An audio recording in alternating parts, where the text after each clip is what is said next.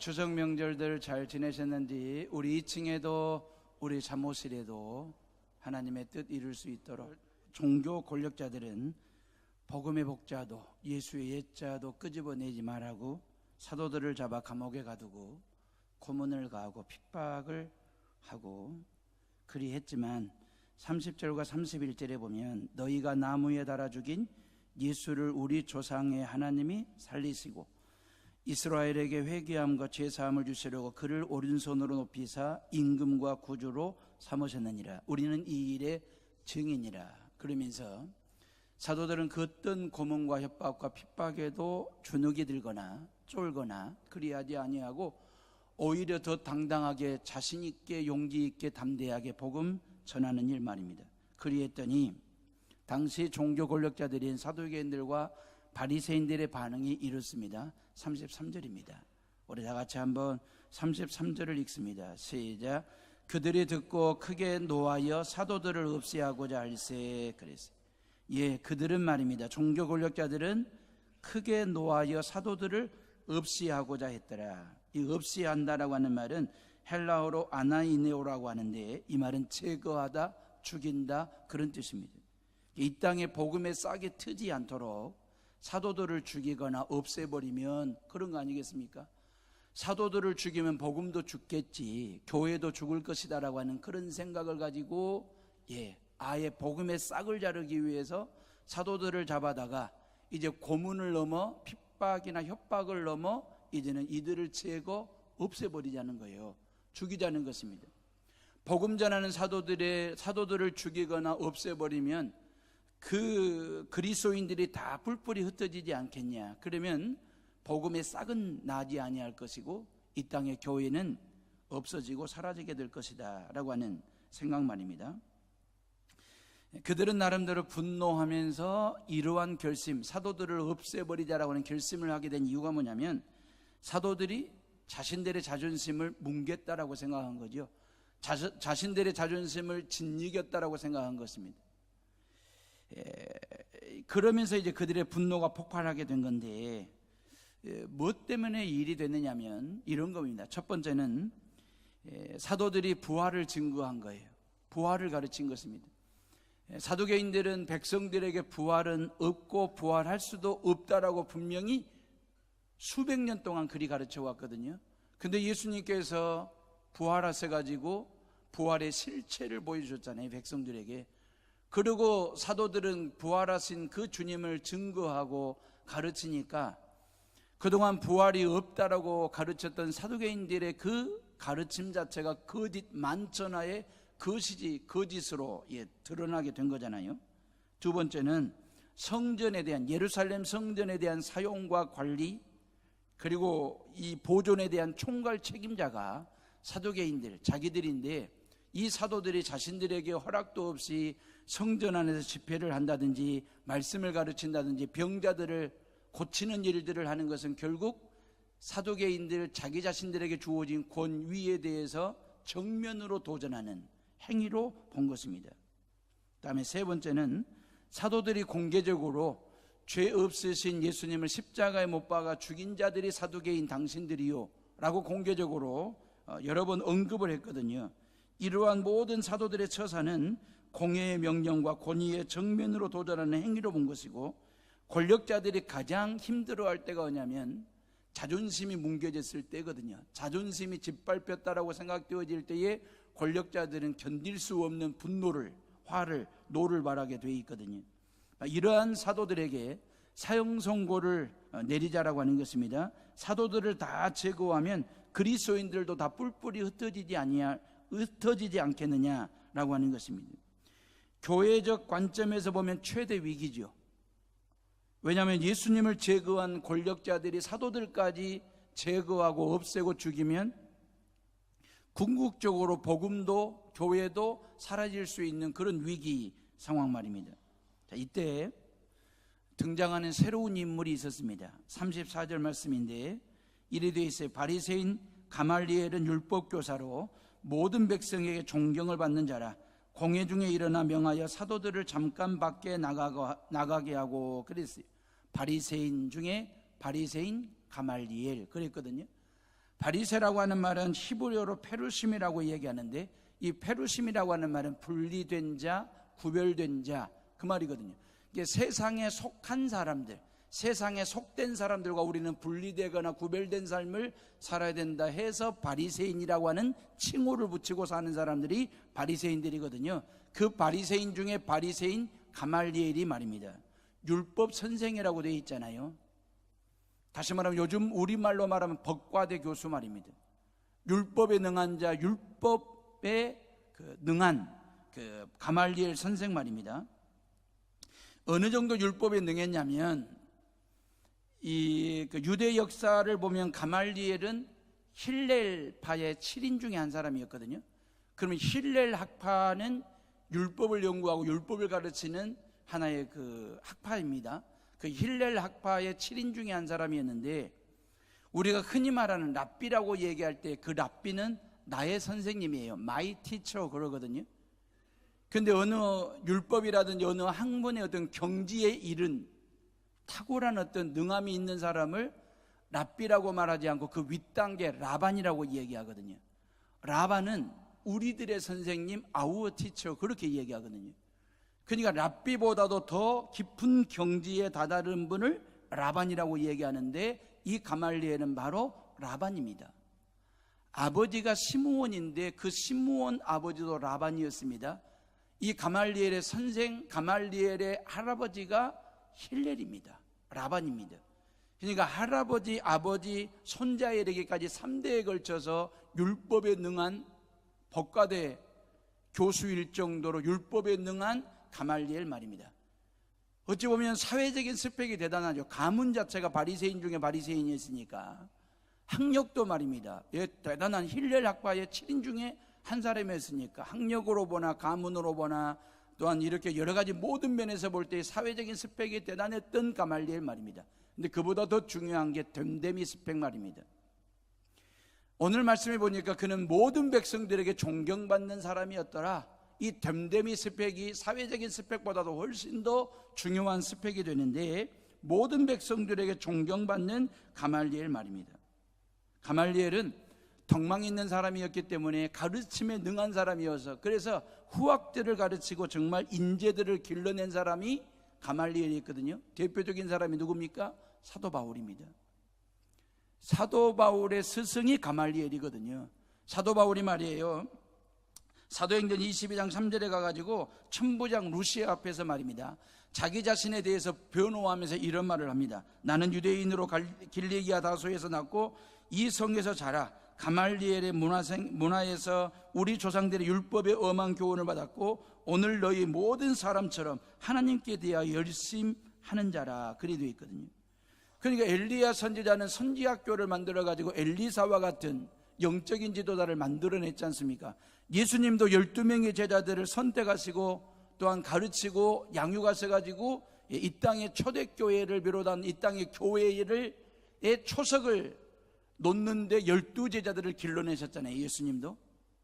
사도 바울은요, 사도 바울은 뭐 성경을 기록한 일, 대단한 일이지 않습니까? 성교하고 교회를 개척하여 유럽 대륙에 하나님의 몸된 교회를 세우는 일들, 위대한 일들을 했지만, 또 하나 사도 바울이 했던 위대한 일 중에 하나가 뭐냐면 영적인 지도자들, 인재를 양성하는 일들 말입니다. 디모데라든지 누가, 디도, 빌레몬 같은 기라성 같은 그런 영적인 후학들을 길러낸 사람이 바로 바울이었거든요. 교회는 인재를 양성하는 곳입니다.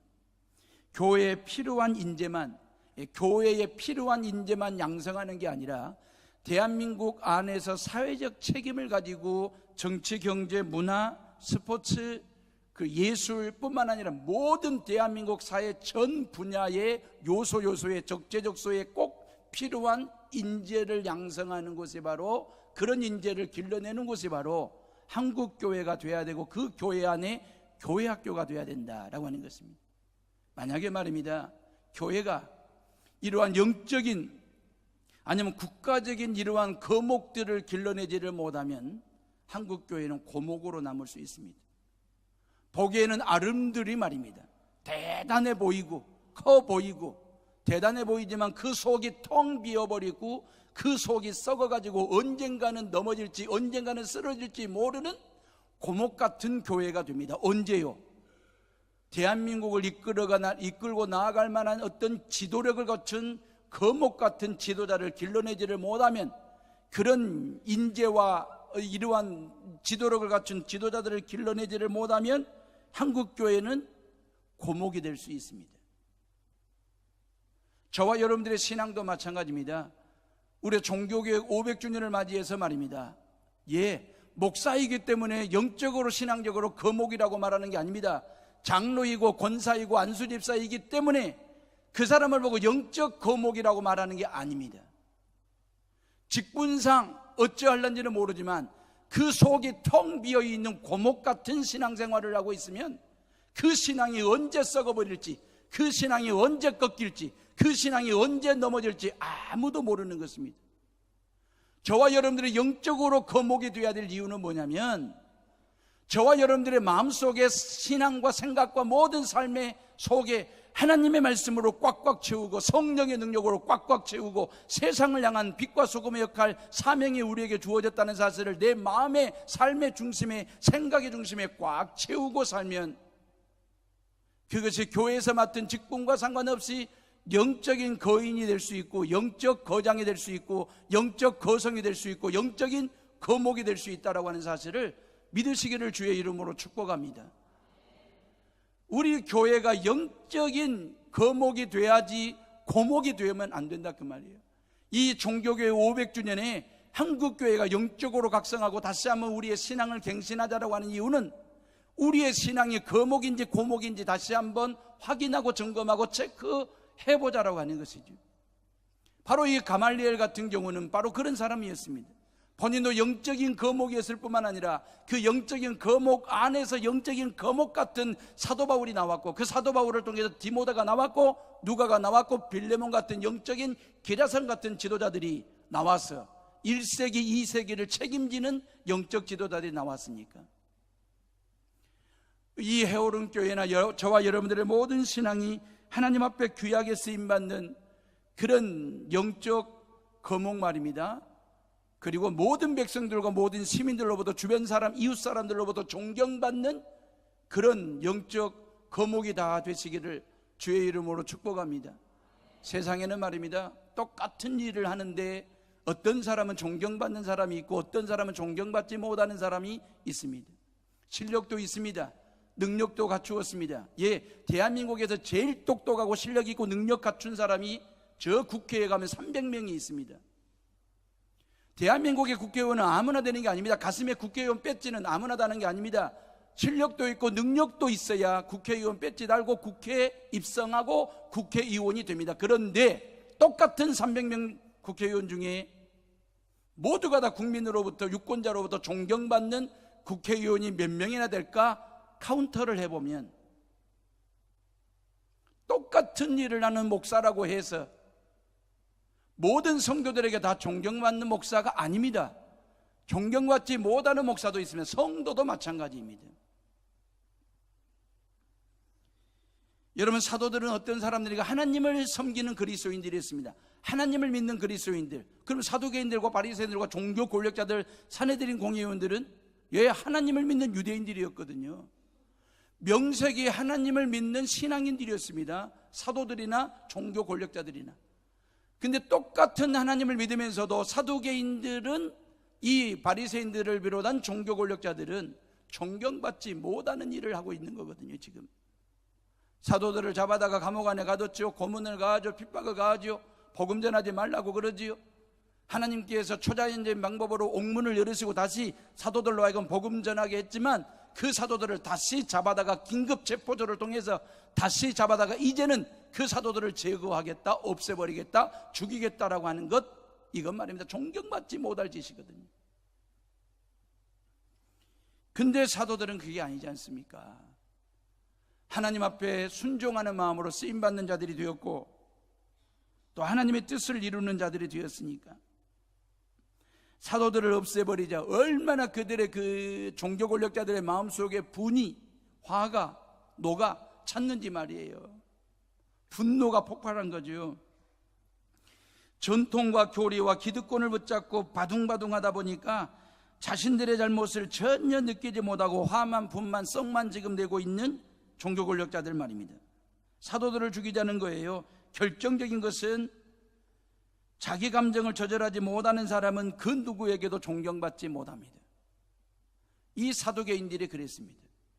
자신들의 분노를 조절하지 못하는, 감정을 조절하지 못함으로 인하여 존경받지 못한 짓을 지금 하고 있지 않습니까? 근데 그 중에도 가말리엘은 말입니다, 이 긴박한 상황 말입니다, 살기등등한 이 험악한 분위기 속에서도 감정을 조절하고 분노를 조절하고 그리고 이제 중재안을 내놓지 않습니까? 가말리엘은 말입니다. 그래서 그는 모든 백성으로부터 존경받을 만한 일을, 존경받을 만한 생각을 지금 하고 있는 거거든요. 모든 인간에게는 분노라고 하는 감정이 있습니다. 분노라는 감정 자체가 잘못된 건 아닙니다. 아무리 착하고 선한 사람이라 할지라도 그 사람의 마음 밑변에는 말이에요, 분노가 꿈틀꿈틀거리고 있는 거거든요. 이 분노라는 감정을 어떻게 조절하느냐에 따라서 그 사람의 됨됨이가 결정이 나고요, 인품이 결정나고요, 아니면 성깔이나 성질머리가 결정나는 거거든요. 이 분노를 어떻게 조절하느냐에 따라서 말이에요. 지금 대한민국 사회는 말입니다, 분노 조절 장애를 가지고 있거나 감정 조절 장애를 앓고 있는 사람이 너무너무 많습니다. 길을 가다가 담장 너머로 식구들끼리 한박 웃음을 웃으면서 웃음 짓는 그 소리가 듣기 싫다고, 내 감정을 건드렸다고 그 집을 들어가서 사람을 죽이는 시대입니다. 나를 째려봤다고 시비를 걸거나 주먹다짐을 하는 그런 시대를 우리가 지금 살아가고 있는 거거든요. 이 분노와 감정, 이 조절 능력이 약화가 될 때 말이에요, 사람이 무섭지 않습니까? 그래서 예수님께서 마태복음 5장 22절에 분노와 살인을 같은 것으로 보셨어요. 예수님은 분노하는 것이 곧 살인하는 거다, 분노와 살인을 같은 동급으로 보시면서 분을 품고 노를 바라는 것이 얼마나 위험한 것인지를 예수님이 말씀하셨거든요. 사랑하는 헤어룸의 식구들이요, 여러분들이 서 있는 그곳, 여러분들이 일하시는 그곳, 여러분들이 나와 함께 더불어 살아가는 모든 사람들에게 나는 존경받는 사람인지, 나는 존경받는 일을 하고 있는 사람인지, 이 예배를 통해서 다시 한번 확인 체크하시고 추석 이후의 삶을 살아가는 성도들 되시기를 주의 이름으로 축복합니다. 가정에서나 직장에서나 교회에서 말이에요, 존경과 칭찬을 받는 그리스도인으로 사는 것은 선택이 아니라 사명이라는 사실을 믿으시기를 주님의 이름으로 축원합니다. 사랑하는 헤어룸의 식구들이여, 어느 누구에게든지 존경받는 그리스도인들이 되십시오. 지금으로부터 500년 전에 마틴 루터가 말입니다, 종교개혁의 기치를 낸 이유는 존경받는 사제가 되고 존경받는 교회가 되고 존경받는 교인 되자라고 하는 그 이유가 있었습니다. 여러분, 이 가말리엘이 존경심이 탁월했어요. 그 존경심은 살기등등한 험악한 분위기를 일순간에 바꿔놓는 힘이 되었습니다. 모든 백성들로부터 존경받는 가말리엘 선생이 옳은 판결을 내리기 위해서 모든 사내들인 공회의원들에게 살기등등한 사도들을 없애자고 죽이자라고 덤비고 있는 그 사내들인 공회의원들에게 정중하게 말이에요, 사도들을 밖으로 내보내놓고 우리들끼리 좀 더 조심스럽게 그리고 진중하게 신중하게 이 일을 판결하자고, 자존심이나 억한 감정으로 판결하면 안 된다라고 하는 주의를 주면서 중재안을 내놓죠. 그러면서 두 가지 사례를 참고해서 역사적인 사건을 예를 듭니다. 가말리엘 선생이 말입니다, 율법에 능한 자처럼 말이에요. 그 두 가지 사건이 뭐냐면 드다와 갈릴리 유다 사건이었습니다. 이거 역사적으로 다 아는 사건이거든요. 드다는 요즘식으로 말하면 사이비 교주입니다. 그리고 큰 소리를 뻥뻥 치는 혹세무민 하는 그런 사이비 교주 말입니다. 그러면서 이 마술사 역할을 했는데 자기가 명령만 하면 요단강을 가를 수 있고 요단강이 갈라진다라고 그렇게 헛소리 뻥소리를 치던 사람이 드다라는 사람입니다. 그리고 이 땅에 제2의 여호수아가 등장했다 해가지고 오늘 말씀에 400명이라는 많고 많은 백성들이 드다를 말입니다, 신봉하듯이 신처럼 숭배했더라. 근데 결국 그 드다를 따르는 무리들을 로마의 총독 파두스가 말입니다, 기마병을 가지고 제압을 하고 완전히 진멸을 시킵니다. 이게 역사적인 사건이에요. 또 하나 갈릴리 유다는 어떤 사람이냐면, 왜 우리가 로마 황제에게 세금을 바쳐야 되느냐, 우리는 하나님을 믿는 사람이니까 하나님께 헌금만 드리면 되지 세금을 바치면 안 된다 라고 해서 민심과 밀란, 구테타의 주동 세력이 바로 갈릴리의 유다였거든요. 로마 군에 의해서 다 진멸을 당한 역사적인 아픔의 사건이 있습니다. 가말리엘이 이 두 사람 이야기 말입니다, 드다와 유다 이야기를 끄집어낸 것은 인간의 무능함을 지적하는 것입니다. 결국 사내들인 공예가 힘은 가지고 있지만 아무리 힘을 가지고 있고 권력을 가지고 있다 할지라도 복음 전하는 일을 힘으로 막거나 하나님의 나라를 선포하는 일을 권력으로 막을 수 없다. 이게 드다와 갈릴리 유다를 통해서 우리가 이미 역사적으로 배운 반면교사로 삼아야 될 역사적인 사건이지 않느냐라고 하면서, 하나님이 하시는 일이라고 한다면 누가 이 일을 막을 수 있겠느냐, 인간이 하는 일이라고 한다면 그 말이에요. 다시 말하면 이 사도들이 증거하는 이 복음이 하나님께로부터 온 복음이라고 한다면 그 누구도 막을 수 없고, 이것이 인간에게서 시작된 사상이고 복음이라고 한다면 그냥 내버려둬도 언젠가는 망하고 무너지지 않겠느냐.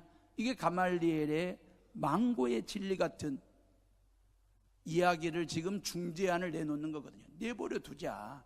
드다가 그리 했지 않느냐, 갈릴리 유다가 그런 일을 안 했느냐. 다시 말하면 하나님이 하시는 일을 우리가 힘으로 막을 수 있는 것은 결국 하나님을 거역하는 일이 되니 우리가 그런 벌을 받게 될 것이고, 만약에 사도들이 하는 일이 지네들이 알아서 사람에 의해서 되어진 일 같으면 가만히 놔둬도 망할 때가 오고 무너질 때가 온다. 내버려 두자. 이게 지금 가말리엘이 내놓은 중재안이 된 거거든요. 가말리엘은 유대인의 최고 지성들이 모인 그 사내들인 공회에서 인품이나 학식으로 종교 권력자들을 지배하고 그들의 감정과 분노를 지배하고 있었고, 존경심으로 그들의 잘못된 사고를 장악하고 있었거든요. 이런 존경심과 리더십을 근거로 해서 결정적인 순간에 자기 자신의 주장을 펼치면서 죽음의 위기에 놓인 사도들을 건져냅니다. 살려냅니다. 그리고 구원의 복음의 나팔수로 다시 서게 합니다. 그러니까 이게 복음의 통로 역할을 가말리엘이 결정적인 순간에 하게 되는 거죠. 자, 그러면서 이제 사도들을 풀어주는데 40절 말씀입니다. 우리 다 같이 40절을 읽어봅니다. 시작. 그들이 옳게 여겨 사도들을 불러들여 채찍질하며 예수의 이름으로 말하는 것을 금하고 놓으니 그랬어요. 자, 사내들인 공회인들이 옳다, 맞다. 그러면 사도들을 불러들여가지고 다시 불러들여가지고 그냥 풀어준 게 아니고 석방해 준 게 아니라 채찍질을 하며 예수의 이름으로 말하는 것을 금하고 놓아주더라 그랬어요. 우리가 잘 알잖아요. 예수님 당시에 사용하던 채찍은 채찍 끄트머리에 날카로운 납덩어리나 쇳덩어리, 쇳조각이 붙어가지고 한번 채찍질을 가할 때마다 몸에 착 감으면서 살점을 뜯어내는 아픔과 고통을 주는 채찍질이지 않습니까? 이미 사도들은 그 채찍에 맞아가지고 이미 몸에 흔적과 상처가 있는데 다시 그들은 그런 채찍질을 가하게 됩니다. 그리고 태장이라고 하는 게 있잖아요. 태장은 40대에서 한 대를 가면 39대를 때리거든요. 40대를 때리지 않는 이유는 40대를 때리면 사람은 더 이상 견디지 못하고 죽을 수 있다. 인간의 한계점을 40대로 본 것입니다. 39대까지는 맞을 만큼 때릴 만큼 때린 거예요. 다시 말하면 이들이 채찍질을 가하고 태장을 때릴 때에는 사람으로 보지 않고 하는 것입니다. 짐승으로 취급하는 것입니다. 짐승으로 생각하고 채찍질을 가하고 태장을 때리는, 그러니 이 얼마나 아프고 고통스러운 순간입니까? 그럼에도 불구하고 사도들은 그런 채찍질 앞에서도 그들은 분내거나 썩내거나 화를 내지 아니하고 분노하지 아니하고 사도계인들과는 전혀 다른 그러한 인품과 성품과 영품을 가지고 이 문제를 풀어내는데 어떻게 해석하냐면 41절 말씀이에요. 우리 다 같이 한번 읽어봅니다. 시작. 사도들은 그 이름을 위하여 능욕받는 일에 합당한 자로 여기심을 기뻐하면서 공회 앞을 떠나니라 그랬어요. 예, 사도들은 그 말이에요. 채찍에 맞아 고통과 아픔 중에 있는 그 사도들은 그 이름을 위하여, 예수 이름을 위하여 능욕받는 일에 합당한 자로 여기심을 기뻐하면서 공회 앞을 떠나니라 그랬어요. 한국 천주교하고 개신교가 공동으로 성경을 번역한 걸 우리는 공동번역서라고 얘기해요. 이렇게 돼 있어요. 사도들은 예수의 이름으로 말미암아 모욕을 당하게 된 것을 특권으로 생각하고 기뻐하면서 의회를 물러나왔다 그랬어요. 채찍에 맞는 거, 예수 이름 때문에 예수 복음 증거하다가 이런 채찍을 맞아 고통당하고 아픔을 겪는 고난당하는 것 자체를 사도들은 뭘로 여겼습니까? 특권으로 여겼다 그 말이에요. 고난당함이, 핍박당함이 아무에게나 주어지는 것이 아니다 그 말이에요. 복음을 위하여 목숨을 거는 자에게, 예수 이름을 증거하다가 능욕당하는 것을 기쁨으로 여길 줄 아는 사람들에게 고난이, 아니면 고문이, 아니면 고통이, 아니면 핍박이, 어떤 환난이 특권처럼 주어지는 것이지 그 말이에요. 얼마나 감사한지, 얼마나 대단한 믿음인지 말이에요. 채찍당하는 걸 기쁨으로 여기고 고난당하는 것을 기쁨으로 여기면서 이건 하나님이 내게 주신 아무에게나 주어진 특별한 권리, 특권으로 받아들이는 이 사도 바울, 사도들의 신앙의 모습 말입니다. 그러면서 이들이 그런 환난과 핍박의 몸을 가지고 세상으로 다시 나아가 무엇을 했냐면 42절에 다 같이 한번 읽어봅니다. 시작. 그들이 날마다 성전에 있든지 집에 있든지 예수는 그리스도라고 가르치기와 전도하기를 그치지 아니하니라 그랬어요. 모두가 그 말이에요. everyone 그 말이에요. 날마다 every day 그 말이에요. 어디서든지 그랬거든요. 모두가 다 날마다 어디서든지 그 말이에요. 집에 있든지 성전에 있든지 그들이 입술을 열어 증거한 게 뭡니까? 예수는 그리스도다라고 하는 복음을 증거했다라고 하는 거죠. 이것 때문에 고난당했거든요. 이것 때문에 감옥 안에 갇혔거든요. 이것 때문에 고문당했거든요. 이것 때문에 채찍질을 당했음에도 불구하고 그들은 이걸 특권으로 알고 다시 나오자마자 그들은 예수가 그리스도라고 모두가 다 날마다 어디서든지 복음 증거하는 자들이 되었다.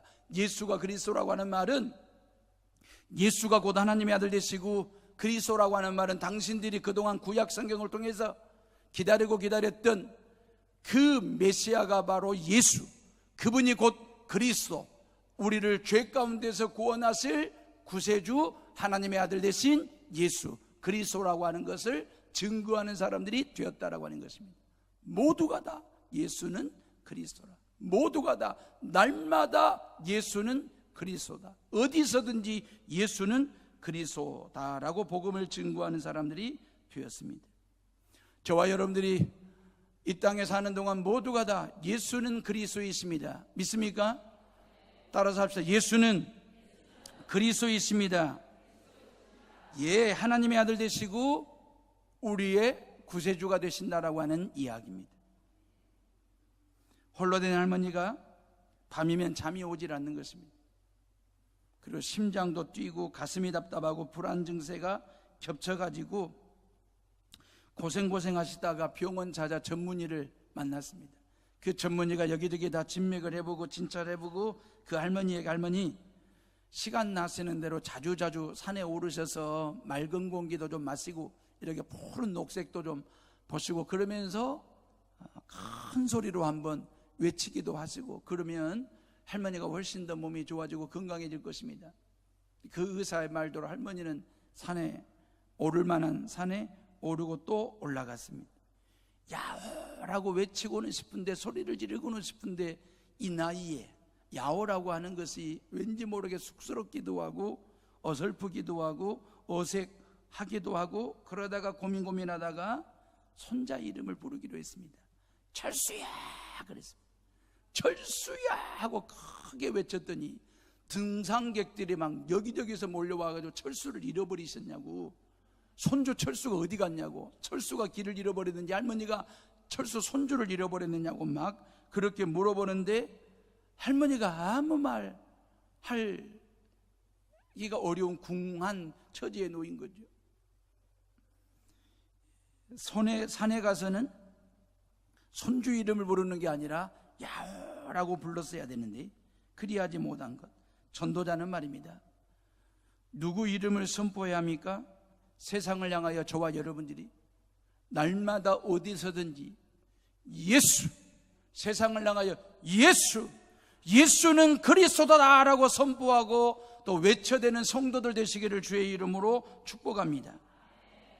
우리는 그런 거 있잖아요. 전도한다고 복음 전한다고 사람 만나러 갔다가 할머니처럼 왠지 모르게 야오라고 하는 것에 어색하고 궁하기도 하고 어설프기도 해가지고 전도하렀다가 돈 자랑하거나 자식들 자랑하거나 남편 자랑하거나, 이건 어디까지나 격가지이지 않습니까? 예수님 믿고 난 후 하나님이 내게 주신 축복에 대한 이야기지, 이게 복음의 격가지지. 복음의 핵심은 바로 예수, 예수 그리스도. 예수는 그리스도다. 예수는 하나님의 아들이십니다. 예수는 그리스도가 되십니다. 예수는 저와 여러분들의 구세주가 되십니다라고 상대방이 듣든지 안 듣든지 예수를 세상을 향하여 선포하고 또 전달하고 증거하는 믿음 말입니다. 어떤 믿음 좋은 할머니, 권사님 한 분이, 할머니 한 분이 원치 않은 질병으로 병원에 이렇게 1년 가까이 병원에 입원하게 되었대요. 열심히 전도하시던 할머니 권사님이셨는데 병원에 입원하게 되어가지고 전도를 하지 못하게 되니까 너무너무 답답한 거예요. 병원에서 어떻게 전도할까? 그래서 환자복을 입고 1년 동안 병원 생활을 해야 되는데, 내가 예수 믿으라고 복음 전하면 환자들이 예수를 믿을까? 라고 하는 이런저런 생각들, 고민 생각을 하다가 하나님 앞에 기도했는데 하나님께서 기발한 아이디어를 주신 거예요. 예수 믿지 않는 아르바이트 대학생을 채용을 한 거예요. 알바생으로. 시급보다 훨씬 더 많은 돈을 줄 테니까 하루에 나를 위해서 3시간 내지 4시간 동안만 알바를 좀 해주라.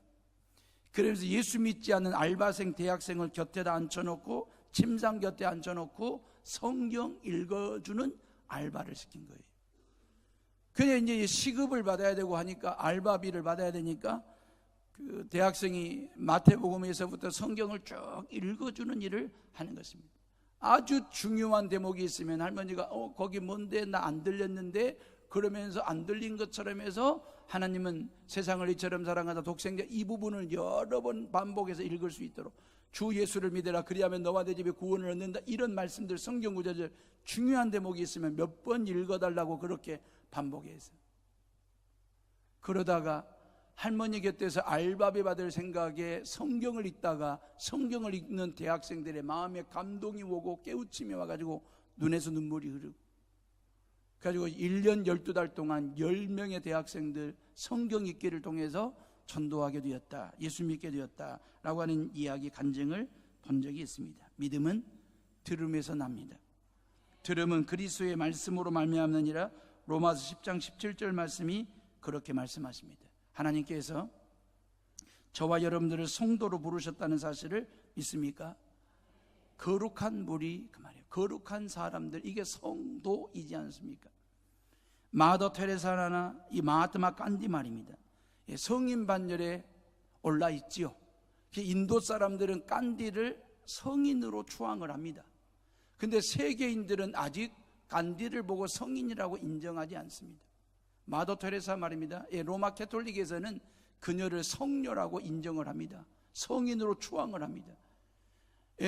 테레사나 간디가 세계적인 어떤 역사의, 인류 역사의 흔적과 업적과 족적을 남긴 건 사실입니다. 성인 반열에 오를 만큼의 족적을 남긴 건 사실이지만, 그러나 세상 사람들이 인류가 그들을 보고 성인이라고 말하기에는 아직 뭔가가 부족한 면이 있기 때문에 인도에서는 간디를 성인이라고 인정할는지는 몰라도, 로마 캐톨릭은 테레사를 성녀라고 얘기할는지는 몰라도 인류는 아직 그들을 향하여 성인이라고 말하지 않습니다. 근데 저와 여러분들을 향하여 창조주 하나님은 우리를 성도라고 불러주십니다. 우리가 하나님을 위해서 뭘 했길래, 무엇을 했다면 그 한 일이 얼마만큼 거룩한 일이 되길래 하나님은 우리를 보고 성도 거룩한 사람이라고 불러주시는 이유가 뭘까? 저와 여러분들이 예수님을 믿어도 제대로 믿는 것도 아니고, 하나님 아버지의 마음에 쏙 들게 사는 것도 아닐 텐데, 저를 비롯해서 우리 모두가 다 말입니다. 하나님 아버지의 속죄나 상하는 그런 신앙생활을 하고 있는 저와 여러분들에게 하나님은 어제도 성도라고 불러주시고, 오늘도 우리를 성도라고 불러주시고, 내일도 우리를 성도라고 불러주시는 이유는 뭐냐 그 말이에요. 행동거지가 누구인지를 결정하는 것이 아니고, 누구인지가 결정났기 때문에 행동 방식이 달라지는 거거든요. 저와 여러분들이 성도다운 삶을 살았기 때문에 우리가 성도가 된 게 아닙니다. 행동거지가 누구인지를 결정하는 게 아니라, 우리는 이미, 성경은 그렇게 말씀하세요. 기독교 신앙은 그렇습니다. 예수 그리스도를 나의 구주, 나의 주님으로 믿고 영접하는 그 순간, 내 마음의 중심에 예수는 그리스도라고 하는 믿음의 중심을 잡는 순간 우리는 성도가 되는 것입니다. 다시 말해, 우리가 성도다운 거룩한 삶을 살고 거룩한 말을 했고 거룩한 행동 거지를 했기 때문에 성도가 된 것이 아니라, 이미 우리는 성도라는 신분 자체가 결정이 났고, 그러면서 우리가 성도라는 사실을 알고 그걸 인지하고 인식하면서 어떻게 하면 내가 하나님의 말씀에 순종하는, 그리고 거룩한 삶을 살고 경건한 삶을 살 것인지에 대해서는 저와 여러분들이 매일매일 영적인 발버둥을 치고 몸부림을 치면서 어떻게 하면 성도다운 삶을 살 것인가를 살아가기 위해서 애쓰는 것이지, 성도다워서 성도 된 게 아닙니다. 행동거지에 따라서 누군지가 결정난 게 아니라, 누구라고 결정해놓고 우리에게 성도라고, 성도다운 삶을 요구하시니까 얼마나 감사한지 저와 여러분들이 말이에요. 빌립보서 1장 27절에 보면, 오직 너희는 그리스도의 복음에 합당하게 생활하라 그랬어요. 그리스도의 복음에 합당하게 생활하라, 그 말은 복음의 수준에 맞는 삶을 살아라 그 말입니다. 예수 복음의 수준에 맞는 말하고 행동하고 판단하고 생각하고 결정하고 그런 삶을 살아라. 이게 바로 복음에 합당한 생활을 하는 삶을 사는 거거든요. 친구 두 사람이 아내에게 꽃다발을 선물하기 위해서 퇴근길에 꽃가게를 들어갔습니다. 근데 두 사람이 꽃가게에 가가지고 논쟁이 벌어졌어요. 그 논쟁이 좀 과해가지고 격론이 벌어지게 된 것입니다. 이 두 친구가 뭐 때문에 논쟁 입씨름을 하게 됐냐면, 꽃을 선물하면 꽃을 사는 사람이 행복할까, 꽃을 받는 사람이 행복할까, 이것 가지고 둘이서 꽃을 사기 전에 꽃가게에서 격론을 벌이게 된 것입니다. 여러분들 생각은 어떠세요? 꽃 선물을 하는데 꽃을 사는 사람이 행복할까요? 꽃을 받는 사람이 행복할까요? 라고 하는 말입니다. 둘이서 격론이 벌어져 가지고 답을 못 찾고 가게 아주머니에게 물었습니다. 누가 더 행복할까요? 그러지, 꽃을 파는 사람이 더 행복합니다. 그렇게 결정을 내려주더라는 거예요. 꽃을 파는 사람이 더 행복하다. 복음은 전하는 사람도 행복하고 듣는 사람도 행복하고, 그 복음 대신 예수 그리스도를 믿는 사람은 더 행복한 것입니다. 복음의 꽃 한 다발 여러분들에게 드릴 테니 여러분들이 받으시고, 이 복음은 말입니다, 말로 전하는 것도 중요하지만 삶으로 보여주는 복음은 더 중요한 것입니다. 여수 땅에서 저와 여러분들이 복음을 보여주는 그리스도의 편지다운 삶을 통해서 하나님의 영광 드러내며 하나님의 의를 이루어내는 우리 모두가 다 되시기를 간절히 바랍니다. 우리 잠깐 묵상기도 하겠습니다. 그리고 원로 목사님 축도로 예배를 마치겠습니다.